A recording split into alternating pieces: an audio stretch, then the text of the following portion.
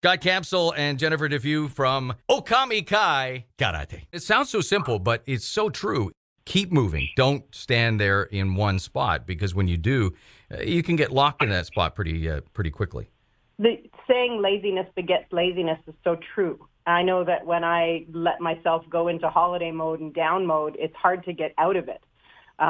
So I can only, I don't struggle with the mental illness, but I can only imagine people who do struggle with day-to-day, whether it's low level or intense, overwhelming depression, how debilitating it is to be able to get on with your life. And I think all of us are feeling some level of low-level depression with this languishing. And if we can understand that most of us are not suffering, or many of us are not suffering a mental illness, then it is one foot in front of the other. It's get up and keep going, because even though you have a lot of control and choices that have been taken away from you, you still have so many that are in your control.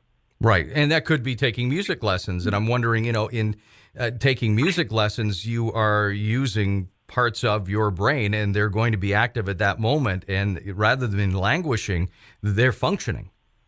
Yeah, I put a little social media blitz out this week. I have a few online time spots available, and a bunch of them got scooped up really quickly. So I'm starting with 5 new students this week, and these are,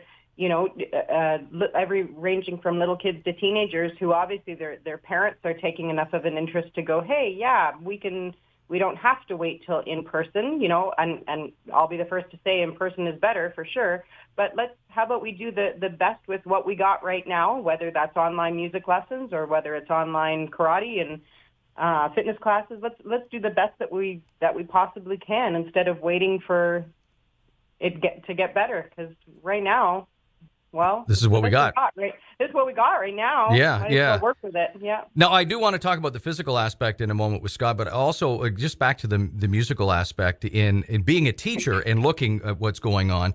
It's still possible to build a foundation, right? Like you said, you have new students who are joining on. I had a little girl who started with me yesterday in piano lessons, and she's 5 years old, and she just was so awesome and just flew through stuff. And for me, I came home bouncing just because of this one student. For me, it really accelerates my joy as a teacher when I can see that level of involvement and happiness and joy. And yeah, it hasn't all been sucked out of the world. Well, let's build on that, and I just turn it to Scott talking about the physical aspect, because so now there is a music student who's 5 years old who is building a foundation to be able to improve musically through the years. Physically, you have issues where some students are not doing online and maybe are losing out when they were progressing pretty well up until the point of the pandemic. Yeah, and actually, martial arts is pretty much an individual activity. As much as we took a hit where we said we couldn't train with partners when COVID hit, and there definitely is that connection. It still turns into you've got to have the self-discipline to get up, go train, go to class, study on your own a little bit, and there's got to be some kind of self-motivation that has to happen.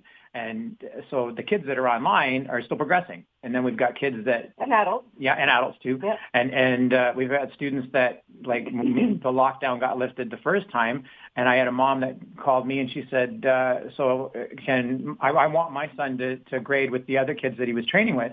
And she's trying to keep them in the same pack. And I said, well, I can't do that because they've been training online. So they've been advancing. He has. And I said, I can't hold them back so that your kid can catch up. And world didn't shut down, world didn't totally close off and end. It's still running. And I think from our jobs as coaches is we constantly try to motivate and encourage. So, when you and I were talking about what could we talk about this morning, that to me was what we have to do. Not everybody's going lethargic and falling apart, but there definitely is Dan's booth sales are through the roof. I think it doesn't take much to sort of look at the fact that there's a lot of people that are sitting around. But at the same time, gardens are looking great around town too. So I think if you're moving, then keep moving. If you're not moving, then get moving. Yeah. Right. And we talked about the fact that if you are locked in one spot, you can do that. And I find with the technology that we have now, it has been great because it allows Zoom meetings. It allows you to continue to teach. But we can get locked in that wasted time. You know, you're on a phone or whatever, and you're looking through socials or, you know, YouTube or whatever. And then you look over the clock and go, there's a half an hour gone. Who stole it? You know, where did it go? And that I would think can be an issue as well.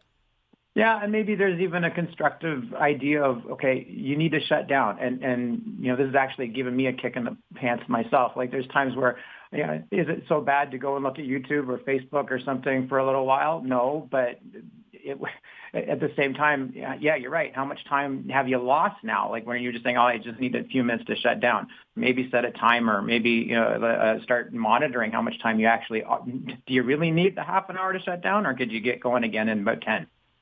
Right, you know, kind of setting yourself some limits. So right now with you guys, you mentioned that you did everything online. I'm fascinated by that because I did see some video on it. I was on my phone. I got to be truthful about that. But I did see it, and it was a large screen, and you had everybody who was testing on at the same time, or how did that work? Yeah, so basically, it was, to be honest, I think it was really easy for us because all our students were really good. So it was sort of like, okay, do this, and they just knew what to do, and I was blown away. The students were great. My panel of like, you got to remember, all of my black belt students started with me. So there's a portion where they now have to teach, and they have, like, even at the end of the grading, they're giving constructive criticism to the students, and I just couldn't have been more proud. Like, it just to watch everybody assemble as a team and make this happen. It was, and it like. There's been a lot of dire, well, and you know, you and I've talked, like there's been a point where we go, where is martial arts going? And you almost sort of get depressed. And, you know, this was one of those moments where I went, okay, we got a future. Like, you know, and again, you know, I sound like I'm repeating myself, but the world didn't end.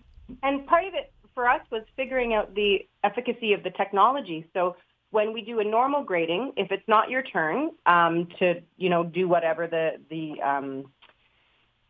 job is in the exam at that point, you have to go, as a student, they go sit down off to the side. Very quietly, yeah, right. Yeah. So how we figured that out was, you know, Scott had originally said, well, why don't we just create breakout rooms and then they can head off with the other senseis. And then I realized that if they're not participating, what we can do is turn off their cameras and then we can hide them. We can hide the non-video participants. And this was really neat because we have a bunch of little kids. And so they not only had to now be aware of their grading material and being on point for that and, you know, well-behaved and working really hard, then they also had to run the tech portion of it, where it wasn't just, okay, go sit down. Now it was, okay, now turn your camera off. And then they had to be aware and close by, or their parent did, you know, to be able to, okay, now turn your cameras on. And we were so proud, if we may say so ourselves, because that part, it went off without a hitch. It was just like the virtual version of go sit down, now stand up. So right, and they have to be focused. They have to be focused because they have to know, you know, turn your camera off means do it now. Turn your camera on means they have to be paying attention still to the grading when it's not their turn. And that's tough, right? Like, it's easy to just go bouncing around your house and not pay attention. And they were really, we had some really little ones, and I was just so chuffed with them. To be honest, though, Dan, like, do you remember the pens that you had the 4 different color ink, the black and the red and the green and the blue? And, like, to me, that was mind-blowing. When I was their age, that was like... Or Pong. Pong, yeah. and here we got kids that are working cameras and they're doing breakout rooms, turning mics on and off. And, like, you know, kudos to this generation because, like, I don't know what happened to us, but... I still like clicking the pen. Yeah, well, and you know, behind the scenes, you said, you know, there may be a parent nearby. The kid was probably telling the parent how to do it. So not only, yeah, absolutely. But, and you know, no, Mom, Dad, no, this is how you do it. Come on. Probably, yeah. But we have to put a shout out to those parents because that's, you know, it's not a 20-minute grading. It's still an hour and a half, 2-hour grading that they have to be on point for. And engaged with their kid and actively participating not only for that time, but for all of the rehearsal. Sorry, that's my musician. But for all of the, the class time and practice time leading up to that. So we're really, really grateful for the parents who are supporting their kids through this, because there's no way these little kids can go through this without the support of incredible parents. So we don't have to languish. You used the key word there, engage. Well, the other thing is the hardest part for us was delivering the belts and certificates afterwards. Because we had to go from Cannington all the way out to Goodwood and all the way over to Stanford. I think we did over almost 200 kilometers of driving. Yeah. And so we're driving along going, there are parents that are driving in from Sunderland and Cannington to train with us, on a regular basis. So, I think we can do the one day. Yeah. Right. But, they're doing 2 to 3 times a week. But again, it's staying engaged, right? It's different, but it's staying engaged. It is staying active, which is so important. And I just want to thank you guys for that. With us, Dan? Well, I'm training by myself. I don't have any time to train. I'll be honest with you. I get my hour, maybe hour and a half at the end of every night, and that's about it. Then it's sleep time. So I do mine during the day. Well, it's an open invitation. You're always welcome to jump in the classes. I do thank you for that. Yes, actually, I have learned too. I have to be careful when I'm on the air, because I do have the weight set here, and I have to time it because you can pass out if you don't have enough oxygen. You come on the air. I hope you haven't found that out. Oh no, came close a couple times, but no, we're good so far, and I'd like to keep it that way. Listen. Guys, stay well. He was the obscene DJ on the radio in the morning. And he's working out. Mime radio. That hasn't caught on right. Yeah. Where's the DJ? He's out cold on the floor right now. So, well, listen, guys, we want to thank you for talking to us, and send me the new logo you want me to rather than the karate. I'll. No, don't change a thing. You can't now. You can't. Oh, okay. Well, it's like the Karate Kid, right? Yeah. Oh, yeah. There we go. There we are. Guys, thanks, and stay well. You too. Thanks, Dan. Thank you. Take care. Bye-bye. That is Scott Campsall and Jennifer DeFew from Okami Kai Karate.